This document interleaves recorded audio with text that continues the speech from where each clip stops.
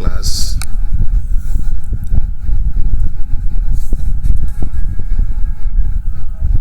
Yeah.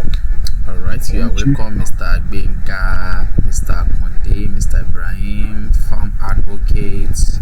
Thank you, sir. Kodirishi Akintunde Adams. Ẹ káàbọ̀ sí ṣé kí n sọ pé ẹ káàbọ̀ sórí ètò. Ọjọ́. All right. Let's go to our screen.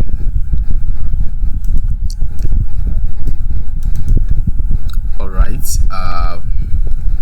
We have our price chart here.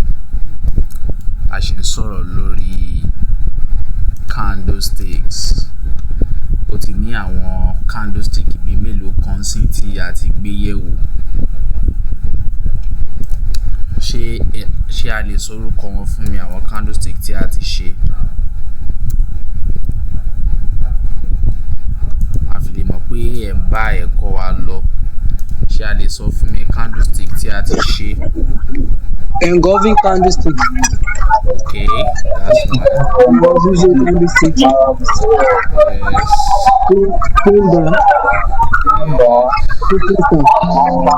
Shooting star, yeah.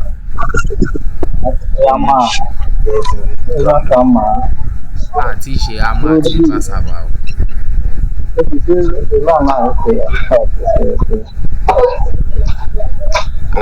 Ẹjọ́ èmi ò rí skin o. Oh, this shows screen. Okay.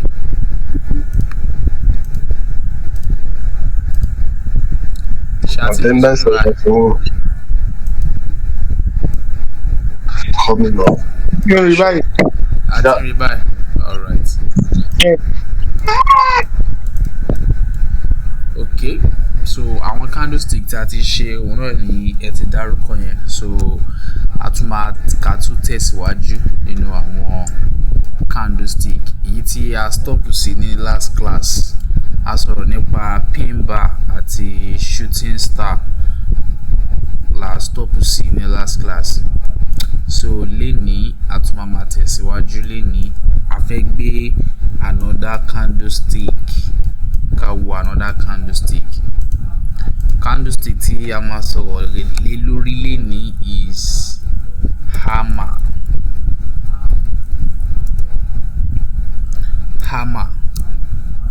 Hammer àti doji. A máa sọ̀rọ̀ lórí hammer pẹ̀lú doji. Okay, àkọ́kọ́ jẹ́ ká kọ́kọ́ bẹ̀rẹ̀ látòrí hammer. Tá ṣe gbórúkọ ẹ̀ hammer. So mílẹ̀ pé candlestick yìí ó rí bí hammer. Ó rí bí hammer. Bí hammer wa tá ń lò tá fi ń kàn ṣó. Òun náà la ṣe ń pè ní hammer. Ó fi ara jọ pin bar àti shooting star tí a ṣe ní last class. Ṣùgbọ́n ìyàtọ̀ tó wà ńbẹ̀, a máa rí ìyàtọ̀ tó wà nínú méjèèjì. Nǹkan tó ya hammer àti shooting star tó yà wọ́n sọ́tọ̀. Okay. Hammer jẹ́ candlestick tí ó wà bullish, tó jẹ́ bullish candlestick. So a ní hammer èyí tó ń sọ fún wa pé bullish. Ẹ má gbàgbé pé tí market bá wà bullish, a máa ń buy. A dẹ̀ ní hammer míì tó wà bearish. Ìyẹn là ń pè ní inverse hammer. Inverse tàbí ká sọ pé inverted hammer. Ilé jẹ́ bearish sentiment. Tí kan bá dẹ̀ ti jẹ́ bearish, òun la máa fi ń sell. Fún doji tá máa sọ̀rọ̀ nípa ilé ní ó jẹ́ indecision candle. Indecision kò sọ fún wa pé bóyá buyer àbí seller. Òun ni tá máa gbé yẹ̀wò lára àwọn doji. Àwọn doji candlestick wọ́n jẹ́ mẹ́ta. Ṣùgbọ́n a máa gbé ẹyọ kan wò lénìí nìkan torí pé a fẹ́ kàn máa kó gbogbo ẹ̀ pọ̀. A fẹ́ jẹ́ kí ó yé wa dáadáa, àwọn la ṣe wò lẹ́sọ̀ọ̀sọ̀ báyẹn. okay, so now fún hammer candlestick, àpẹẹrẹ àkọ́kọ́ tó jẹ́ bullish hammer, a máa ní body candlestick wa, ó máa ní body, ó dẹ̀ máa ní wicks tó gùn nísàlẹ̀ tó máa jọ pin bar, àmọ́ nǹkan tó kàn yàtọ̀ ń bí yìí òun ni wípé hammer ò ní wicks lókè. Tá bá rántí pin bar tá ṣe ní last class, mo sọ fún wa pé ó máa ń ní wicks lókè, a máa rí wicks yẹn báyìí, ṣùgbọ́n fún hammer kò ní wicks. Àmọ́ ìgbà míì náà tún wá wà tí a máa ní hammer tó máa ní wicks. Àmọ́ báwo la ṣe máa wá ṣe dá ìyàtọ̀ ẹ̀ mọ̀ wípé hammer ní eléyìí o, pin bar ní ìkejì? Báwo ni a ṣe máa dá mọ̀? Bá ṣe máa dá mọ̀ ni wípé wicks ti hammer tó máa wà lókè, wicks yẹn máa kéré, kò ní gùn dáadáa tó yẹ pé a máa lè rí. Ẹ̀rí yìí tí mo ṣe fún wa bóyá kéré, ṣẹ́rí tí mo ṣe yà fún wa yìí, bẹ́ẹ̀ náà ni ká ṣe rí wípé àwa náà yà sínú ìwé wa. Torí tá bá kàn wò pé mo ti mọ̀ assessment, a máa ṣe assessment tá bá ti dé stage kan, a máa ṣe assessment fún wa láti lè rí dájú pé ṣé lóòótọ́ ni nǹkan tá à ń kọ́ yín ṣé ó ń yé yín, kò kàn ṣe wípé bóyá ká kàn máa kọ́ yín lásán tó dẹ̀ pé a dẹ̀ rí àrídájú wípé bóyá ẹni yìí nǹkan tá à ń kọ́ ó yé àbí kò yé. Oríṣi ọ̀nà méjì tí a fi lè ní hammer òun ni mo yà fún wa yìí. Àkọ́kọ́, a lè ní èyí tí kò ní wicks lókè, èyí tí kò dẹ̀ ní wicks lókè yẹn, ìyẹn gangan ni like bí hammer candlestick bó ṣe máa ń rí gangan, kò kí ní wicks lókè. Wọ́n máa ń pè ní pé ó ní shaving heads, kò ní kankan lókè. Àmọ́ ìgbà míì wà tí market máa present hammer candlestick ní another way tó fi lè present ẹ̀ fún wa òun ni pé kó ní wicks lókè. Tí ó bá dẹ̀ ní wicks lókè, wicks yẹn máa kéré, little wicks at the top ni o, kò ń ṣe at the bottom o. Ìsàlẹ̀ báyìí sì kò ṣe pé ìsàlẹ̀ wicks báyìí máa kéré o. Tí ó bá rí báyìí, ilé ò kì í ṣe hammer o. Bóyá ní candlestick yẹn bí àkùtì wà ní wicks lókè, ó wá rí báyìí, ilé ò kì í ṣe hammer o. Ṣòye wà báyẹn.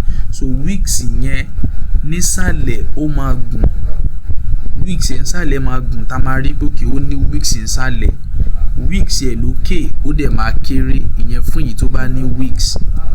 Fún èyí tí kò bá ní wicks, orí ẹ̀ báyìí kò ní sí kankan bẹ́ẹ̀, kò ní sí kankan ní òkè ẹ̀, ó dẹ̀ máa ní wicks tó gùn nísàlẹ̀. Ṣe rí information tí hammer tó ń sọ fún wa, ẹ mọ̀ wípé a ti ṣe pin bar ní last class. Nǹkan tí pin bar sọ fún wa, ta get jáde látara pin bar, wípé ìgbà tí candlestick yìí tó open níbí, ẹ mọ̀ pé bullish colour lélẹ̀, ó túmọ̀ sí pé ó open nísàlẹ̀. Ìgbà tó open, àwọn sellers wọ́n push ẹ̀ wá sísàlẹ̀ débi báyìí. Kí ni à ń pè ìsàlẹ̀ yìí? Ẹ sọ fún mi, kí ni nǹkan tí wọ́n pè ìsàlẹ̀? Wicks or shadow. Low. Wicks or shadow. Okay, yes, wicks or shadow. Àmọ́ ibi tó dé tó lọlẹ̀ jù kí là ń pè? Low. Yeah, low. So jẹ́ ká mọ̀ pé price wá sí low yìí, but after that àwọn buyers wọ́n wá push ẹ̀ padà, wọ́n push ẹ̀ above ibi tó ti open tẹ́lẹ̀, wọ́n push ẹ̀ lọ sókè all the way lọ sí bíbáyìí. So bí wọ́n ṣe push ẹ̀ dé bíbáyìí, kò sí pressure from sellers bóyá wọ́n fẹ́ push ẹ̀ down láti fi create wicks lókè. So àwọn buyers wọ́n close ẹ̀ with total domination. Ni àwọn buyers ni wọ́n fi close ẹ̀ lókè. So this first instance òun ni hammer tí kò ní wicks lókè. Ẹ jẹ́ kí n label ẹ̀ fún wa torí ọjọ́ ìdánwò torí a máa ṣe assessment o. Ó máa ní àwọn concept wa kọ̀ọ̀kan tẹ́ pé tá bá ṣe ti ń parí wọn báyìí a máa ṣe assessment. Ìyẹn náà máa fi lè máa measure, ìyẹn náà máa lè jẹ́ káwa náà máa lè evaluate ara wa, ká gbé ara wa yẹ̀rò wò wípé okay, ṣé mo tiẹ̀ gbìyànjú pẹ̀lú nǹkan tí mo tiẹ̀ ń kọ́ lọ́wọ́lọ́wọ́ báyìí o. Bullish ó open báyìí. Òkè bí báyìí ni close torí pé ó jẹ́ bullish colour. Ó jẹ́ close. Ìsàlẹ̀ yìí jẹ́ low, that is ibi tó dé. Tẹ́ bá rí pé kò ní wicks lókè yẹn, ó sọ pé kò ní high. High yẹn ibẹ̀ náà níbi tó ti close. Ibi tó ti close because that is the highest point tó dé. So ibẹ̀ náà ni high ẹ̀. High àti close jẹ́ the same thing. Àmọ́ èyí tó jẹ́ wípé bóyá wá ní wicks yìí, ibi òkè wicks ẹ̀ báyìí ibẹ̀ ni high h, ibi báyìí ló close which is c, ìsàlẹ̀ yìí which is open, ibi tó dé last lélẹ̀ tó jẹ́ low. Ìgbà míì wà tó yẹ pé a lè béèrè lọ́wọ́ yín pé kẹ́ draw candlestick kẹ́ dẹ̀ signify OHLC. OHLC.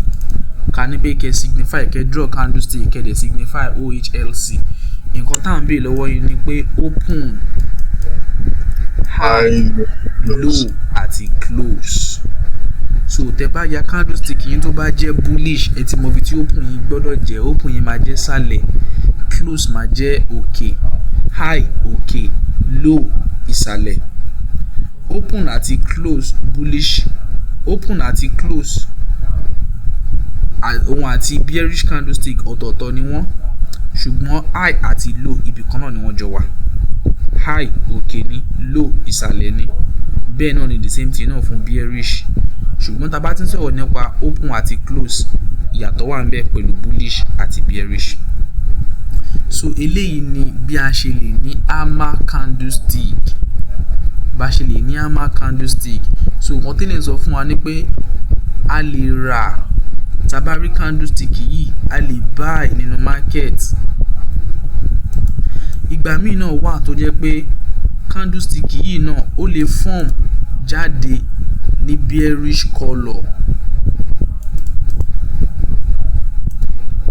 Kó form jáde ní bearish colour.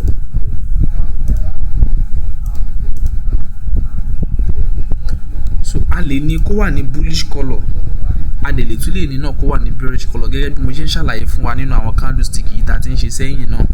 Wípé àwọn míì wà tó yẹ pé wọ́n lè form ní bearish, wọ́n lè tún lè form ní bullish. Àmọ́ nǹkan tó ṣe kókó fún wa ni wípé ká mọ nǹkan tí candlestick yẹn gbé jáde láti mọ interpretation ẹ̀. Àwọn èyí tí colour wọn matter òun ni engulfing àti marabuzzo tó jẹ́ single candlestick. A sì máa ṣe double candlestick. So fún single candlestick, èyí tí colour ẹ̀ matter, engulfing candle. Tó bá jẹ́ red ni a mọ̀ pé bearish engulfing. Tó bá jẹ́ green ni a mọ̀ pé bullish engulfing. Marabuzzo colour ẹ̀ matter. Tó bá ti jẹ́ red, bearish marabuzzo. Tó bá ti jẹ́ green, bullish marabuzzo. Àmọ́ eléyìí báyìí sìn, tó bá jẹ́ red àtó jẹ́ green, hammer is hammer, pin bar is pin bar. Tàti ṣe shooting star is shooting star. So ó lè gbé àwọn yẹn wá, àwọn yẹn lè wà ní colour méjì. A lè rí ní bearish, a lè rí bullish. Àmọ́ nǹkan tá fẹ́ mọ̀ ni pé kí ni nǹkan tí candlestick yìí sọ fún mi, no matter the colour presentation. Kí ni nǹkan tí candlestick yẹn sọ? Ó sọ fún wa pé ká buy. So irú eléyìí tó jẹ́ bearish yìí nsìn, tá bá fẹ́ label òun náà, òkè ń bì, ẹ jẹ́ kí n fi eléyìí tó ní wicks yìí ṣàpẹẹrẹ. Òkè ní open tòun jẹ́, òun ṣe kí ni, ó close ní sàlẹ̀. High àti low the same thing, high lélẹ̀.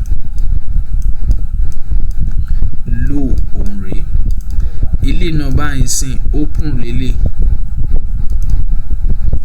close then low ibi tó ti open yìí ibẹ̀ náà ni high so eléyìí ni fún hammer tá bá dẹ̀ ti rí hammer kí la fẹ́ ṣe kí ni hammer candlestick ń sọ fún wa ó sọ fún wa pé buy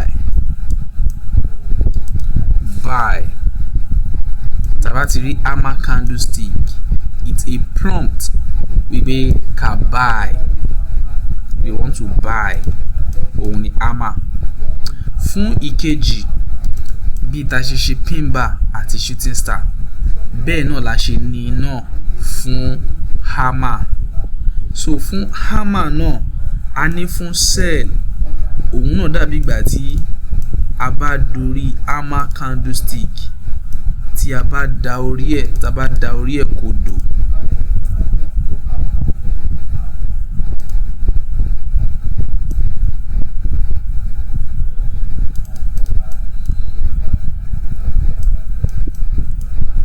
so eléyìí báyìí jẹ́ ká kọ́kọ́ bẹ̀rẹ̀ pẹ̀lú red tó jẹ́ bearish eléyìí là ń pè ní inverse hammer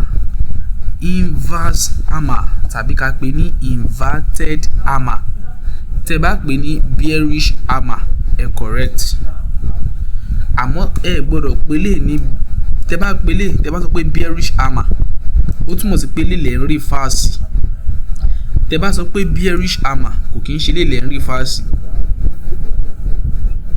hammer náà lélẹ̀ náà ń jẹ́ tẹ́ bá ti fi bearish tẹ́ bá pẹ́ fẹ́ pélé ní inverted tẹ́ bá pẹ́